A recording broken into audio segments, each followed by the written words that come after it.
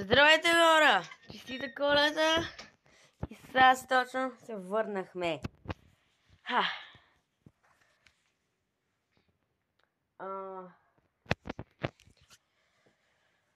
Добре. Честита Коледа, хора! Аз точно бях и там при шкафчето, защото се върши по стаята, заради че има един проблем. Преди да снимам това видео, веднъж без изключих телефона си. Обаче, ще отварям има мои подаръците. Аз знам какво е вътре. Уникално е и ще направя различно вие, където ще отварям. Ще почне кажа, че е фигурка една хубава, но... Относно Carnage и след ако така ще го загубя, аз го сгубих. Исках да направя видео. Ама направих видеото, ама имах проблеми и не успях да го кача. Това е такова, че е закупено. Carnage е в друга стая. Ще ви го покажа набързо. И съм тук. Относно да ви покажа другите подаръци, които са видеоигри. Вие знаете, че аз обожавам да играя видеоигри, аз съм си геймър. И имам Майнкрафт. Аз вчера и оня ден с Александра Братовчетка ми, вие знаете, тя също има канал. Играхме много. Плюс, че тук-що аз преди малко играх. Честно съм... Събудих късно вечерта, но после пак заспах, че бех уникално жаден.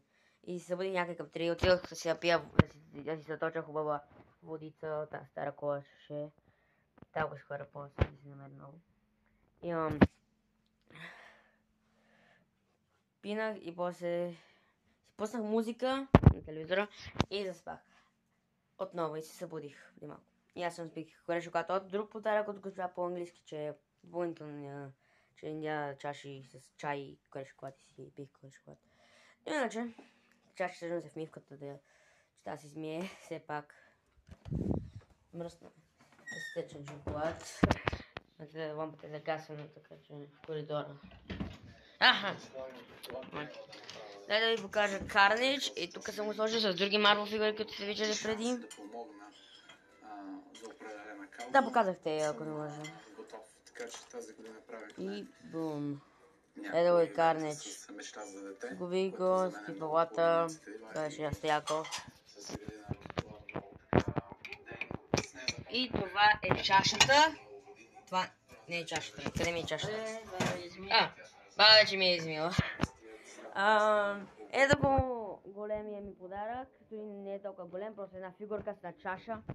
Това този път ще остава телефона без да изключвам... Но едно се вижда. Иначе ще бъде много зле. Табуш.